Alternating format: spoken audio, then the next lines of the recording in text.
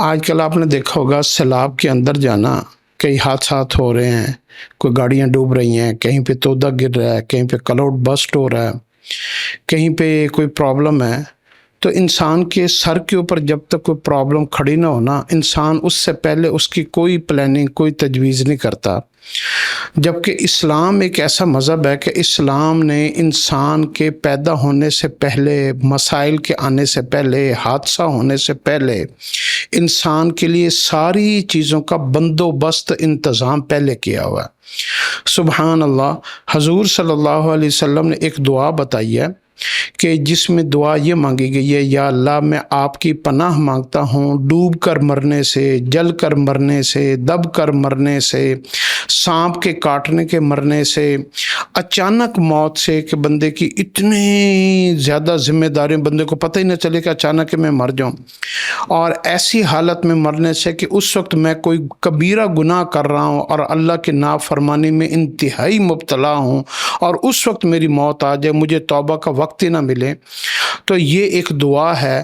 تو میں یہ سمجھتا ہوں کہ یہ جو فتنوں کا دور ہے کہ بندے کو پتہ نہیں ہوتا کب ایکسیڈنٹ ہو جائے، کب حادثہ ہو جائے، کب جو ہے نا کوئی مکان کی چھت گر جائے، کب پانی کا ریلا آ جائے، کب سیلاب آ جائے، کب جو ہے نا پہاڑی علاقوں میں گزرتے ہوئے کوئی لینڈ سلائڈنگ ہو جائے۔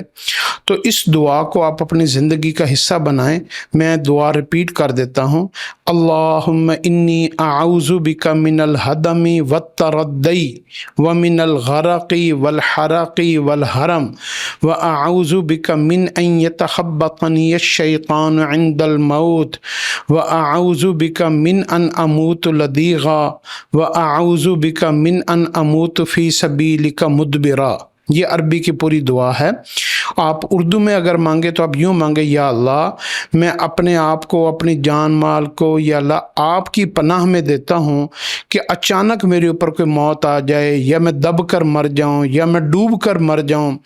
یا میں جل کر مر جاؤں، یا اللہ یا مجھے سانپ یا کوئی بچھو موذی جانور ڈس لے اور اس سے میں مر جاؤں، یا میری انتہائی ذلت، رسوائی اور انتہائی تکلیف دہ موت آئے، یا میں ناگہانی آفات سے پتہ ہی نہ چلے سڈن مر جاؤں، مجھے پتہ ہی نہ ہو، میں بالکل ٹھیک بھی ہوں، تندرست بھی ہوں۔ جیسے پچھلے دنوں میں ایک پروفیسر کی موت آئی تو پتہ بھی نہیں چلا کہ بندے کو جو ہے نا کوئی بیماری ہے، تو اچانک موت آ گئی۔ یا میں کوئی ایسے حالت میں مر جاؤں کہ یا اللہ کہ اس وقت شیطان میرے اوپر سوار ہو اور میں کوئی کبیرہ گناہ میں تیری نافرمانی